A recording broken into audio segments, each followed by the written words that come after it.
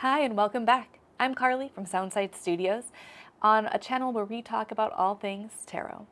It's Pride Month, happy Pride, and in honor of Pride Month, it's an apt time to discuss the way gender is used in tarot card reading. Stretching far back into our history, we have decks that were primarily male. These decks were foundational for the creation of a lot of modern decks. They also use a traditional hierarchy in the court card system. So it's easy for us to get caught up as readers in pronouns like he and her and thinking about these cards being expressed as men and women in the real world. But there are more fluid ways to work with this concept in the current age. So today we're going to talk about the history of these cards, why they had those genders in place, and how to best work with tarot today. And I'll show you some of my favorite alternative decks that are taking tarot to new places with different expressions of gender. Let's go.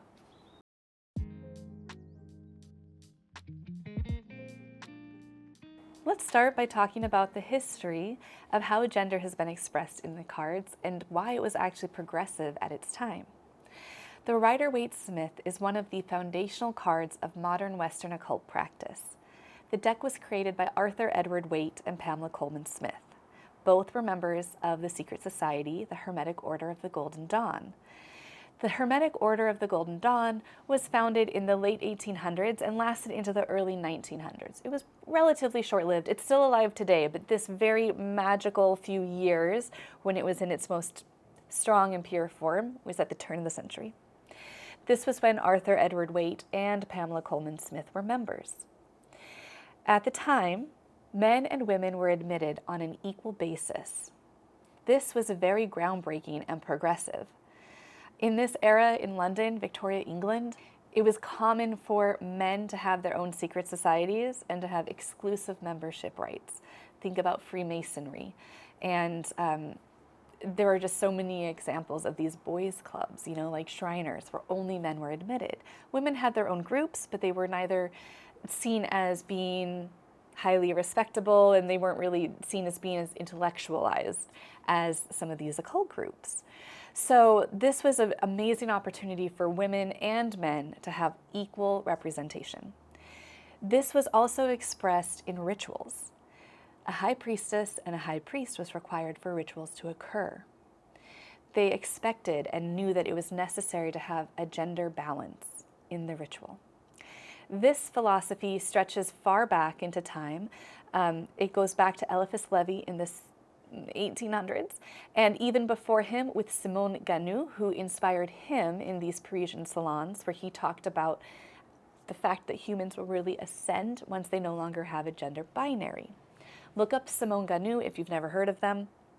And Eliphas Levi is one of our occultists who has contributed so much to the practice, but most importantly, in my opinion, an illustration of Baphomet, which is a character that represents androgyny by having both masculine and feminine components creating balance within the creature, which is also a goal for us to have individually in the way we express our divine masculine and feminine components. This was the society that helped shape Arthur Edward Waite's tarot deck. Now, he created the Rider-Waite-Smith deck, and this deck does primarily have masculine figures represented. But when the females are represented, it represents independence, especially feminine strength and resilience. It was used women were very intentionally placed in strong roles. Now, when we come up to the court cards are based on Italian Renaissance characters. The characters are also based on the medieval structure of page, knight, queen, and king. Now, typically it's said that the pages are females, the knights are males, the queens are females, and the knights are males. In this era, there were some practices that did hold tight to those gender standards. For instance, court cards were used as indicator cards. An indicator card was placed at the top of a reading space in the 1900s to indicate the querent or the subject of the reading if the querent wasn't present. Therefore, you would pick a card that was based on that person's gender, their skin color, their age, and their experience. Nowadays, we don't do that. Another way that that gender was used in the deck would be Arthur Waite's divination spread, where he laid out 34 cards. And it was simply assumed and assigned that the magician card would represent you, the reader, if you were a male, and the high priestess would represent you if you were a female. And that's just how it was back then. But at least we had these two different powerful roles being represented, though it was binary. There was still equality in that representation. So how do we use these cards today? Let's get into that. Here are a couple of ways that I work with gender in a modern tarot practice. First of all, if I'm working with an indicator card, I'll choose a card based on my dominant emotional feeling, a goal that I have, or just something that I'm expressing today. And so all 78 cards are fair game for that choice. If I'm going to use that indicator card, maybe I'll put it at the top of a reading space, but I may also shuffle it into the deck and see where it lands, and then I'll read the cards behind it. So those are some great ways to try using indicator cards, and know that you can choose the card for yourself based on any criteria that feels relevant for you. Now, when it comes to court cards, I do love to use the Rider-Waite-Smith deck, but I don't like getting stuck in that binary. So here's what I recommend.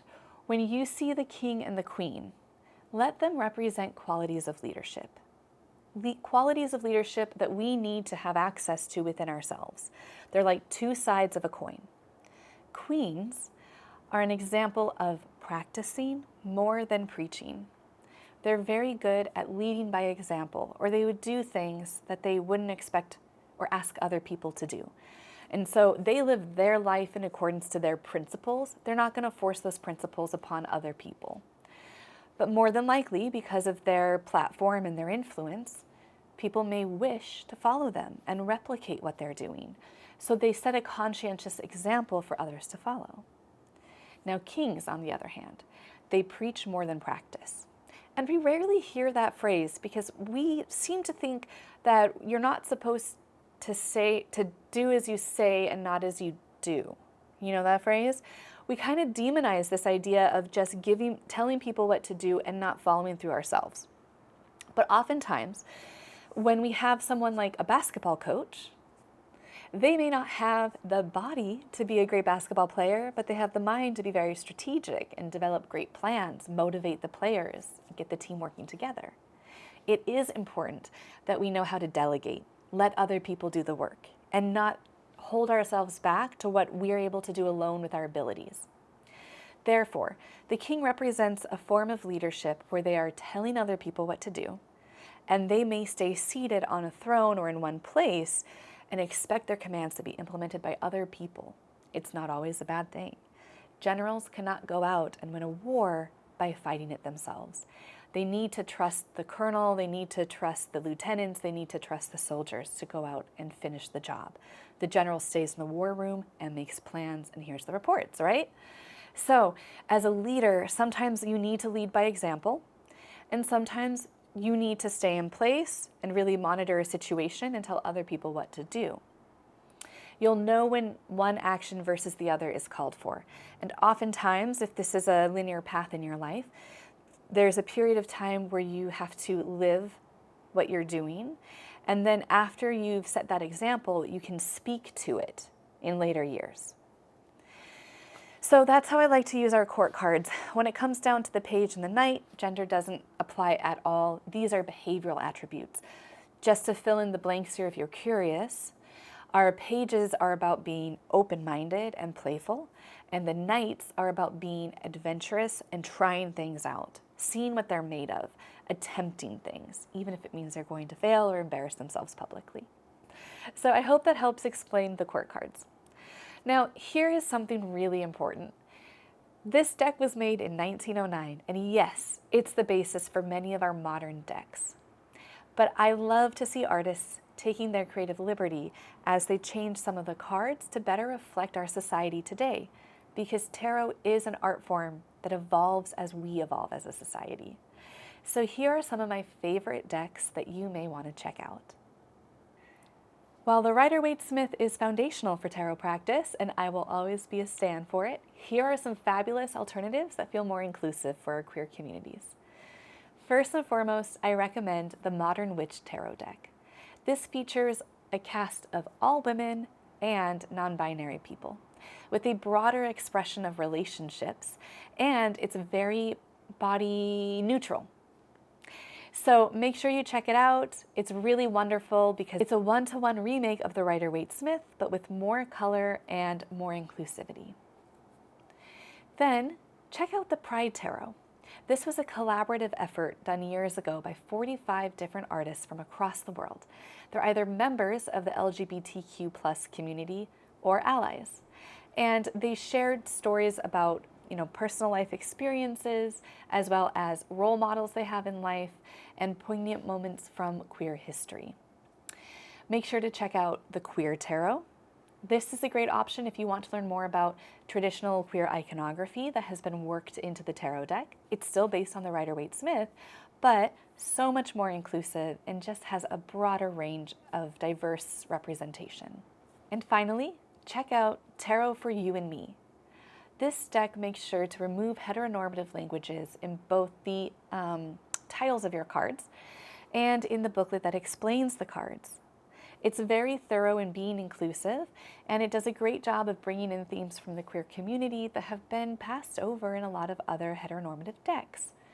So check out those options. We'll have some links below for you to buy them, and let me know what you think of any of these decks down in the comments. If you have a really great deck that you want to recommend, please post that below too. Please remember to like and subscribe, follow me on my socials, and I'll see you next time. Keep up the good readings. Bye.